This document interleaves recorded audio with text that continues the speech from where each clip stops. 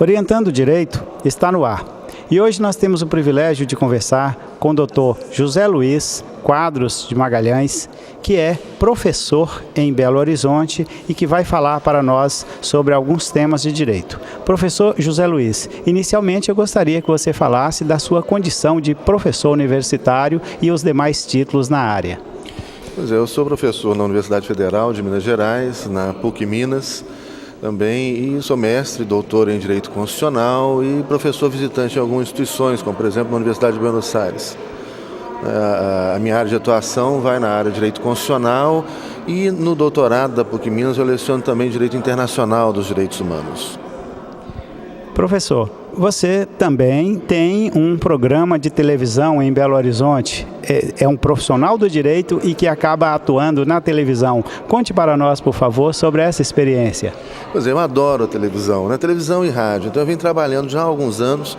Nós tínhamos um programa de comentário na TV comunitária, Canal 13, em Belo Horizonte, que chamava Além da Notícia. E agora estamos começando com um programa novo, que é um programa de debates. A gente sempre tem 2 ou 3 novos entrevistados toda semana, também na TV comunitária, onde é um programa temático. O primeiro programa é um programa de comentário das notícias. Esse programa foi ao ar durante 2 anos e agora começando com esse programa que chama Contraponto, na TV comunitária, que debate temas, por exemplo, agora, o primeiro programa nosso que foi ao ar foi sobre o Dia do Trabalhador, Então, debate sobre direito do trabalho, nós levamos juízes, advogados, da área trabalhista. Doutor, você está aqui em Montes Claros para fazer uma palestra. O seu tema é o Estado de Direito Plurinacional. Desenvolva para nós, por favor, esse tema aqui para o Canal 20. Pois é, olha, esse é um tema fascinante, porque ele é completamente novo. Nós tivemos a oportunidade hoje de manhã de debater com um público imenso, nesse evento que é um evento de repercussão importante, vindo aí convidados do México, da Argentina, de Portugal. E o Estado plurinacional, ele representa uma grande novidade. Ele pode representar, por exemplo, uma ruptura com 500 anos de Estado moderno. É algo completamente novo que começa a partir da experiência boliviana e equatoriana. No ano 2009, portanto, no ano passado, o Equador e a Bolívia aprovaram constituições democráticas modernas e que têm a intenção de incluir os povos originários, que os europeus chamaram de índios, não são índios, são diversos grupos étnicos distintos, cada um com sua cultura, com seu idioma, que são chamados, nós podemos chamar então de povos originários, aqueles que originariamente estavam aqui na América quando começou a invasão europeia, e essa Constituição contempla o direito desses povos originários, que durante 500 anos foram oprimidos, foram excluídos. A gente pode pegar como exemplo mais contundente o exemplo boliviano. A Bolívia, cerca de 8% da população, descendentes de espanhóis, brancos, eles dominaram durante 500 anos tudo. Eram dono de tudo, dono de toda a terra, dono de todas as empresas, dono de tudo. Enquanto 92% da população boliviana, que são de indígenas e mestiços, povos originários e mestiços, ficaram completamente alijados de qualquer acesso a um trabalho digno, ao desenvolvimento econômico, à moradia, à dignidade. E esses povos foram se organizando e chegaram ao poder por via democrática e elaboraram uma nova Constituição. O que é muito interessante nessa nova Constituição boliviana e equatoriana é que esses povos que foram alijados ou excluídos do poder durante 500 anos, ao chegarem ao poder, não excluíram aqueles que os excluíram. Ou seja, essa nova Constituição da Bolívia, ela inclui todos, Ela estabelece o que nós chamamos de Estado plurinacional. Por quê? Porque, embora a grande maioria dos povos da Bolívia e do Equador sejam de mestiços e indígenas, o direito deles, o idioma deles não era reconhecido. Todo mundo era obrigado a falar o castelhano, quem mandava eram os descendentes de espanhóis. Agora não. Cada comunidade étnica na Bolívia e no Equador tem direito ao seu idioma, tem direito à sua cultura, tem direito ao seu próprio sistema familiar, ao seu próprio sistema econômico e vão, de forma conjunta, democrática, construir uma agenda comum de direitos humanos. né? Então você pode dizer que na Bolívia hoje, os descendentes de espanhóis, os descendentes dos povos originários, todos os grupos sociais, todos os grupos étnicos têm direito à sua própria cultura, ao seu próprio idioma, têm direito à dignidade, né? É isso que procura estabelecer a Constituição boliviana. E eu falei isso, a minha palestra hoje de manhã foi sobre essa grande novidade desse Estado plurinacional que está servindo, inclusive, né, agora à noite, tivemos uma palestra do Dr. Manuel Becerra, que é da Universidade Nacional Autônoma do México, né, e onde nós estamos discutindo, eu faço parte desse grupo de pesquisa também no México, estamos discutindo uma nova ordem mundial e um Estado de Direito internacional. E uma das propostas, né, pega como modelo isso que está acontecendo na Bolívia. Então é interessante o telespectador pensar nisso, que muitas vezes a gente pensa na Bolívia, né, pensa, mas aquele país não tem nada, o Evo Morales é um autoritário, não sei o que, nada disso. A gente conhecer de perto, e merece conhecer de perto, né, a gente vai ver que ali está acontecendo um processo de transformação, né, democrático muito importante.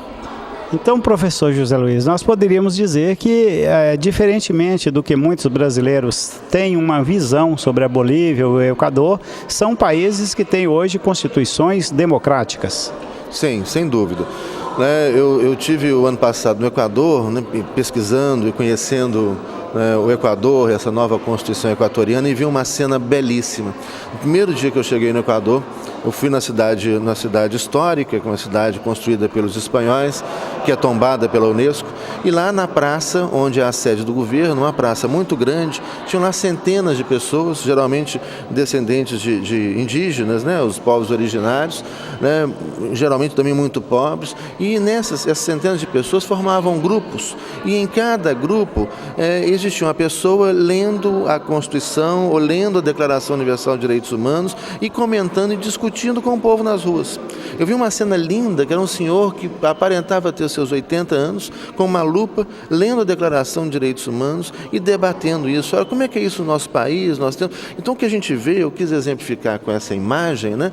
O que a gente vê, na verdade, é um processo democrático de transformação que envolve a população, muito importante, acontecendo na Bolívia, no Equador, e, sem dúvida, com repercussão, né, no resto da América Latina, especialmente na América Andina, né? Vou pegar ali o Chile, depois a Argentina e etc. Professor José Luiz, nós temos, as informações nos chegam muito por meio da televisão ou outras notícias não tão profundas. Nós temos um conceito de que o presidente Lula se associa normalmente, no sentido de visita, dar voz e voto, a pessoas como Evo Morales, Hugo Chávez, o Rafael Correa e o Lugo do Paraguai e outras repúblicas próximas que nós classificamos inicialmente como ditadores, inclusive Cuba. Qual a sua visão como professor de Direito Internacional sobre esta posição do nosso presidente? Pois é, olha, então aqui isso é fundamental para o telespectador se ligar nessas coisas. A América Latina vive um processo democrático.